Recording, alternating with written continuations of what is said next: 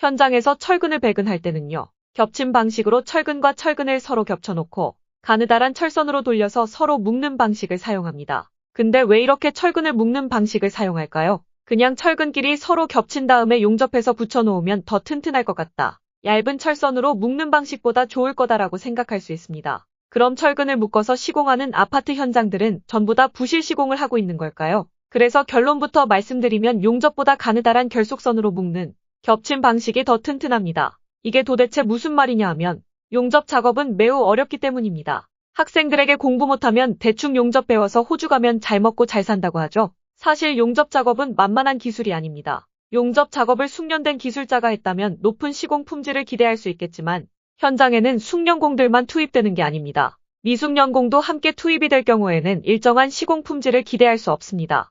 그럼 숙련된 용접공만 모집해서 데려다가 시공을 하면 되겠네라고 생각할 수 있습니다. 그런데 이게 또 간단한 문제가 아닙니다.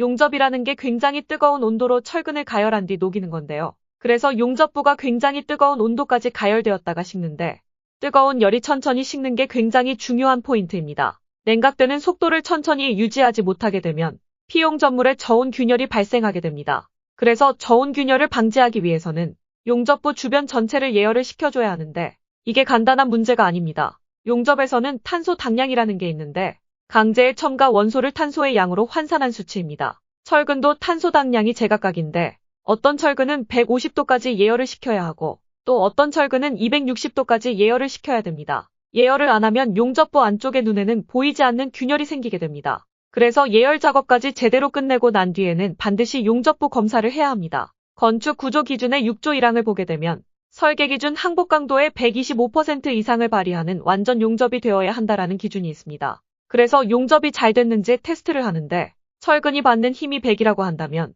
용접한 철근을 당겼을 때 125를 견뎌야 통과가 됩니다. 이렇게 하는 이유가 뭐냐면 용접해서 붙인 철근을 완벽하게 신뢰할 수가 없기 때문입니다. 아무리 숙련공이 작업한다고 하더라도 그 양이 엄청나기 때문에 일일이 사람이 다 용접해서 이어붙인다고 한다면 그 많은 걸 완벽하게 한다는 것과 또 그걸 검사한다는 건 거의 불가능한 작업입니다. 그래서 철근 용접을 제대로 해서 본연의 구조 성능을 내게 하려면 이런저런 규정들을 엄격하게 지켜야 한다는 말인데 예를 들어서 앞접한 부분은 아주 두껍게 해야 되고 얇게 하면 불합격이다. 얼만큼 두껍게 용접해야 하냐면 직경은 철근 지름의 1.4배 이상, 길이는 1.2배 이상만큼 두껍게 용접해야 하고 이음한 철근은 편심을 받으면 안 되고 중심축은 직경의 5분의 1을 벗어나면 불합격이다.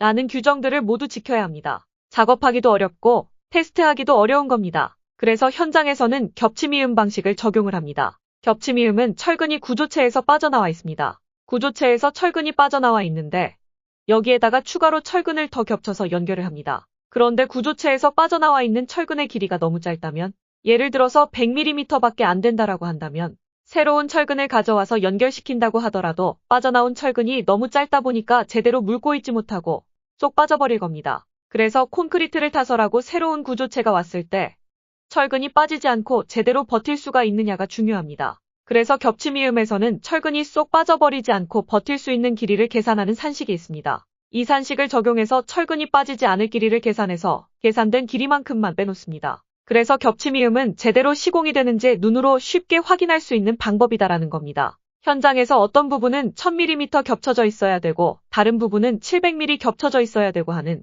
이런 검증하는 부분을 자로 딱 재보고 바로 확인할 수 있는 방법이 바로 겹침이음 방식입니다. 그러니까 결국에는 콘크리트에 묻혀 있어야 하는 철근의 길이를 제시하고 있는 것인데 콘크리트가 물고 있어야 하는 최소 길이가 의미하는 것은 예를 들어 건물을 다 짓고 난 뒤에 굉장히 강한 힘이 건축물에 가해져서 파괴되는 경우가 생기더라도 철근이기 때문에 엿가락처럼 길게 늘어지다 끊어질지언정 콘크리트에서 빠지지는 않아야 돼. 그러니까 최소한 철근이 쏙 빠지지 않아야 되니까 이 정도 길이는 물고 있어야 한다라는 얘기를 하는 겁니다. 그래서 철근이 물린 길이를 산출하는 공식이 있고 좋은 설계 방식을 사용해서 도면을 그리지만 이런 것도 현장에서 시공을 잘해야 의미가 있지 않겠습니까?